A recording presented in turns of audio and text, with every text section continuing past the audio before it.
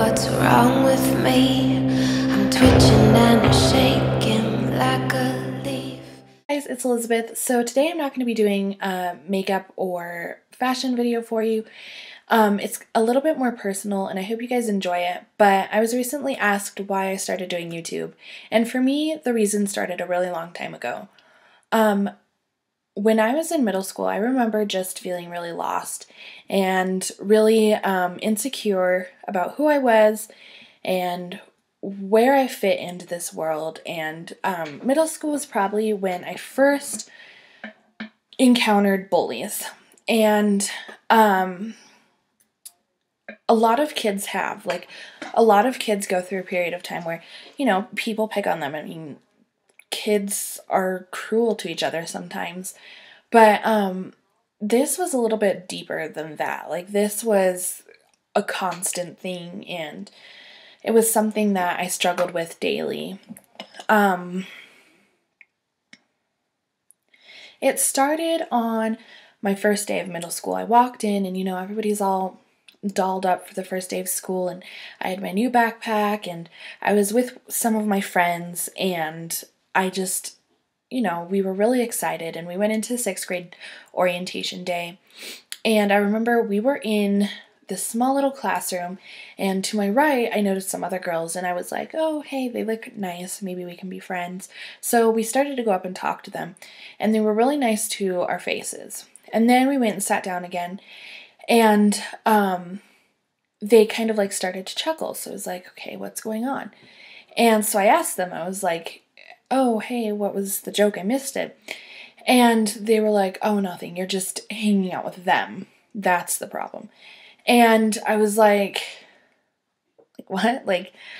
Nobody had ever really said anything to mean about my friends or about me. And so I was really shocked, that they were that mean, and especially on the first day, I was like, whoa. And there was some other stuff that was said, and I just remember that being my first encounter.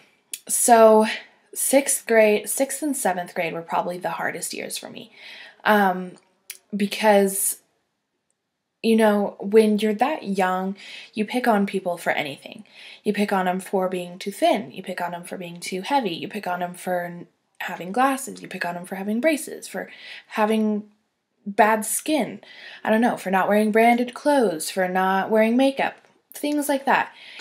And so I was kind of in the outcast group, and we got picked on a lot. We had our lockers invaded. We had different people yell things at us in the hallway. We had people, throw things at us in the lunchroom. People were really using social media against some of my friends. And I remember just one night we all went over to each other's houses, and we just read what people were saying online and on Facebook, and it was really, really rude, and it was really mean. It was heartbreaking that we were 6th graders and we were suffering through something like that. I remember just feeling really lost and really hopeless, and we went to our counselor in 6th and 7th grade, who, sad enough to say, she was the only friend that we had, and there was 4 of us. So when I say my group of friends, I mean 4.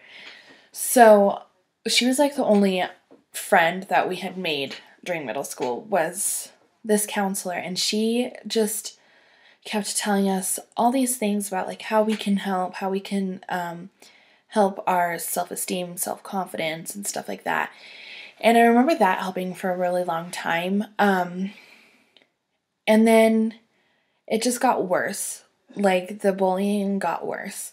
And I remember just days when we would walk through the hallway and not one person would say something to us, but they would say something about us, or we would come home and there was a new Facebook status about one of my friends, or we would, go to class one day and we would walk in and everything would fall silent, and you knew that the students had just been talking about you.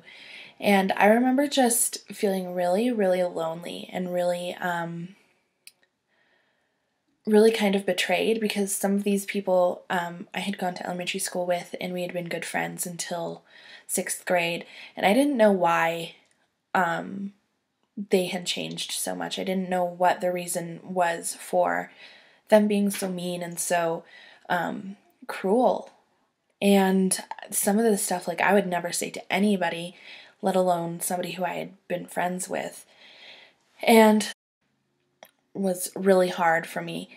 When we went to high school was when it kind of calmed down for me, at least. I started hanging out with other people, and we started kind of branching out and making new friends, and just being really self-aware. And our kind of confidence, like my friends and I, our confidence kind of increased when we started to make new friends. And for me, like, being able to be in a bigger group of people and find who I wanted to hang out with was really helpful and really beneficial. But it still continued. And I mean, it's not a lie, like, I'm a bigger girl, and I remember just crying some days because I would go to school and people would treat me different because I was heavy, or people would treat my friends different because they were too thin, or someone didn't wear makeup, or someone didn't wear brand clothes. And I remember just being really sad that we couldn't go to school and just enjoy it. We couldn't go to school and just have friends anymore. And then in the middle of my freshman year, I kind of got into this mentality of you just have to be your own person.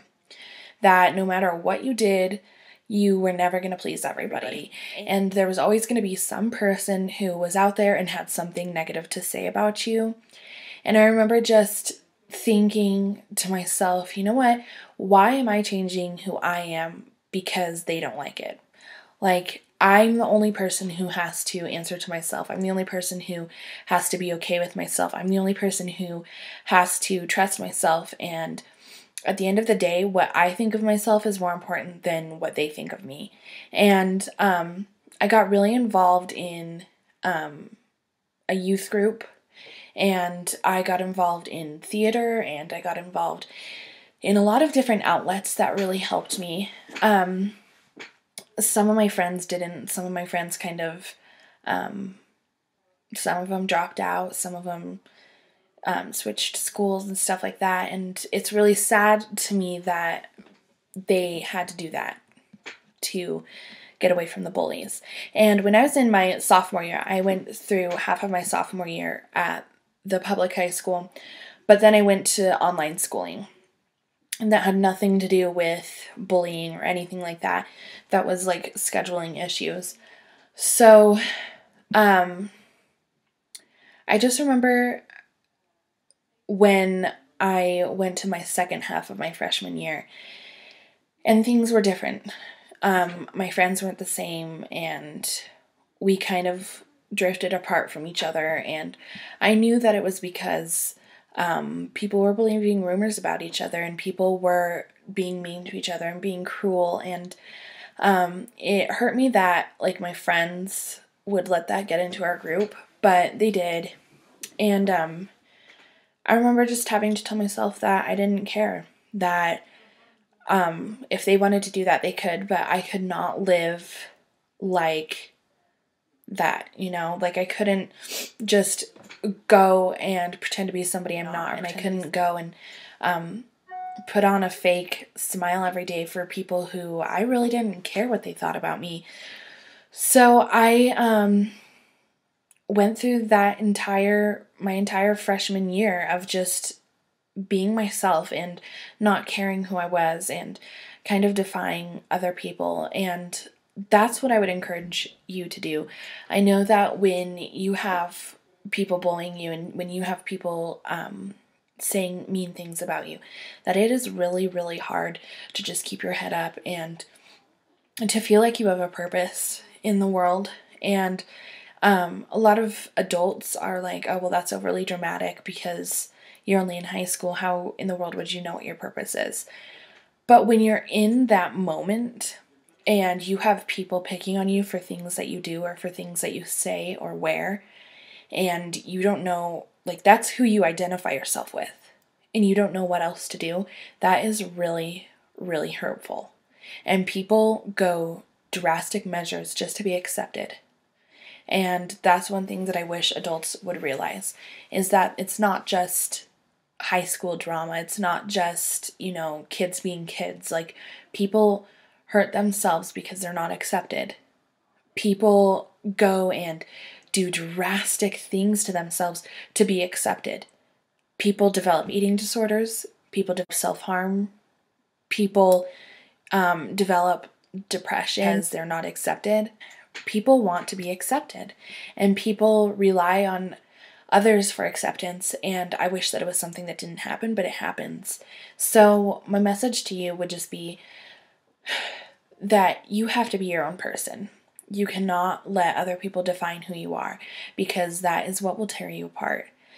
If you just think about your individuality and think about who you are, do what makes you happy and do what you love, then who cares what they say?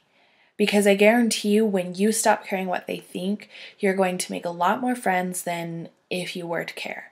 That you have to be who you are, because nobody else has to be okay with who you are. You're the only one who at the end of the day has to go home and look at yourself in the mirror. And when you realize that fact, that you're the only one who is ever going to be happy or mad or upset or sad or disappointed in your actions. Nobody else is going to have to live with your decisions. So why not decide to be you? Be happy, be joyous, be whatever you want to be, and don't let other people tell you who you have to be, because that is not the life that you deserve to live. And my final message is just that you deserve to have people who love you and care for you and want to see the best for you. So find those people. Find the people who care for you. Find the people who are excited to see things that you do, excited to see where your life is headed, excited to see you flourish into a young adult, into an old adult, into a teen, anything. Whatever stage you're in your life, find people who are excited to see you step into that stage. And I hope that this video is of help to you. Thank you guys. Bye.